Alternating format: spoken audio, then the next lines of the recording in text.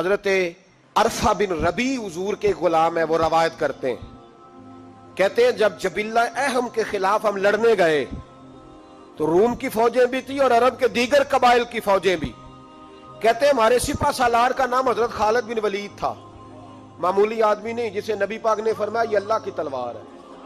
سیف اللہ خالد بن ولید سپہ سالار تھے، لیکن کہتے ہیں کہ ہم نے ذرا سا حملہ کیا تو انہوں نے اتنی سخت ہم پر مزاحمت کی کہ مسلمان کہنے لگے آج بچ کے نہیں جائیں گے. کہتے ہیں ہم سارے حضرت خالد بن ولید کے قریب گئے.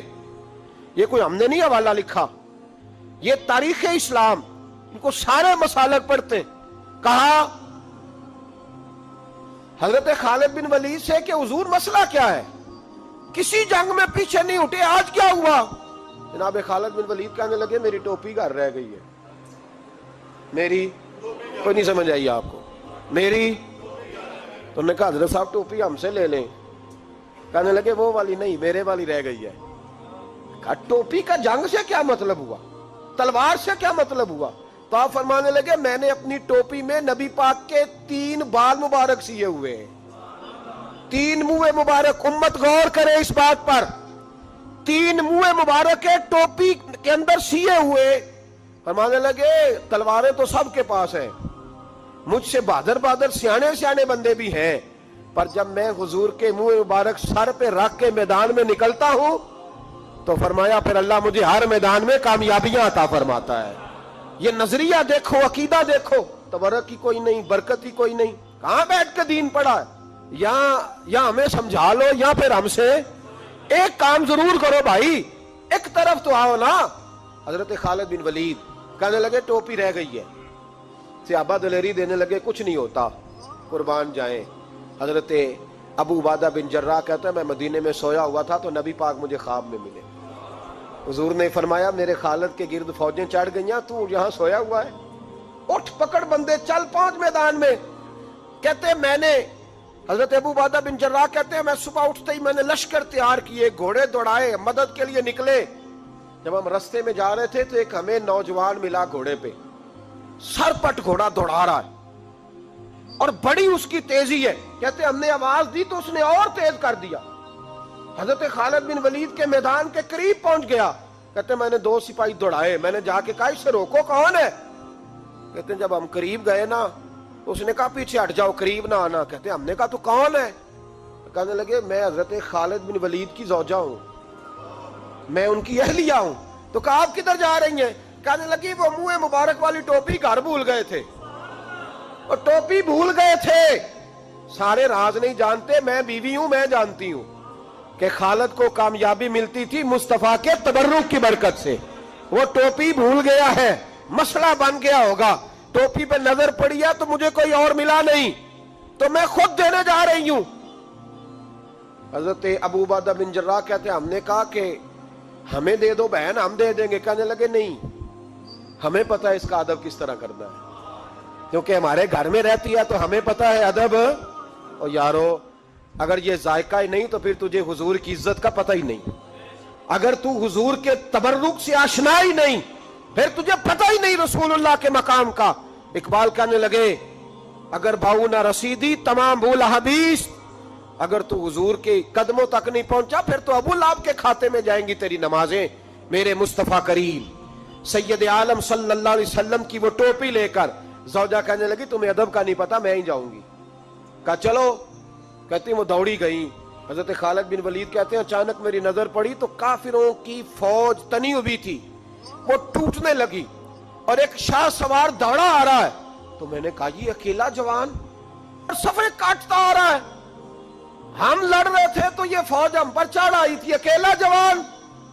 کہتے ہیں جب وہ جوان قریب آیا تو حضرت خالد بن ولید کہنے لگے جوان تو کون ہے؟ اکیلے نے سب کھول دی. تو کہتے ہیں زوجہ بول کے کہنے لگی نہیں، مسئلہ جوان کا یا کمزور کا نہیں خالد، مسئلہ یہ ہے کہ ٹوپی آج میرے پاس ہے.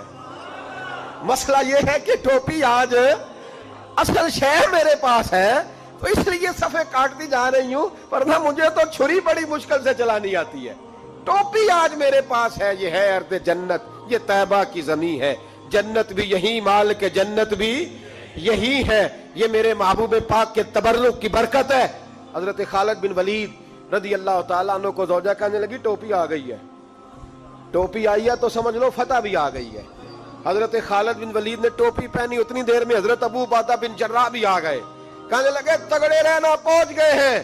تو حضرت خالد بن ولید کہنے لگے نام بھی پہنچتے تو خیر تھی، اب مصطفیٰ کے بال مبارک پہنچ گئے، اب حضور کے منہ مبارک۔ او بھائیو یہ تبرک حضور جہاں رکے، صحیح بخاری، صحیح بخاری، صحیح بخاری حوالہ میرے ذمے۔ تو مسجد نبی کی دیوار نہیں نہ چومنے دیتا، تو حضرت حلیمہ کے گھر کا بوسہ نہیں نہ لینے دیتا۔ صحیح بخاری، حضرت عبداللہ ابن عمر مدینے کے مفتی، جنہیں میرے نبی پاک نے فرمایا راجل صالح، یہ نیک آدمی ہے۔ وہ جب جاتے تھے نا بیت اللہ شریف، مکہ معظمہ، تو وہ جگہ ڈھونڈ ڈھونڈ کے نماز پڑھتے تھے جہاں میرے نبی نے نماز پڑھی ہے۔ سارا بیت اللہ حرم نہیں، لیکن وہ جگہ ڈھونڈ ڈھونڈ کے جہاں میرے رسول نے نماز پڑھی ہے، حضور نے جہاں نماز پڑھی۔ بھائیو اگر حضور علیہ السلام کے قدموں کی مٹی سے پیار ہوگا تبھی تو مصطفیٰ سے ہوگا، لیکن یہاں یہ ظلم ہے امت کے ساتھ، یہ زیادتی ہے۔ میں کہتا ہوں کہ یہاں ہمیں بتاؤ ان حدیثوں کا کیا ترجمہ کریں، قرآن مجید کی ان آیات کا کیا ترجمہ۔ حضرت ام سلمہ حضور کی زوجہ ہیں، بخاری مسلم، ان کے پاس حضور کا ایک بال مبارک تھا، چاندی کی ڈیبیا میں بند کر کے رکھا ہوا تھا۔ جو لا علاج مریض ہوتا وہ حضرت ام سلمہ کے پاس لایا جاتا، وہ کہتی پیالے میں تھوڑا پانی لاؤ، پیالے میں پانی آتا تو وہ منہ مبارک کو پیالے میں ذرا بھگو دیتی، کہتی لو پی لو، اللہ شفا عطا کر دے گا۔ لا علاج۔ حضرت انس بن مالک 10 سال حضور کی نوکری کی، لوگ پوچھتے انس کیا کمایا ہے، کہنے لگے جو کمایا ہے وہ صندوق میں بند کر کے رکھا ہے۔ 10 سال نوکری کی نبی پاک، جو کمایا بند کر کے، انتقال کا وقت آیا تو حضرت ثابت بنانی کو بلایا،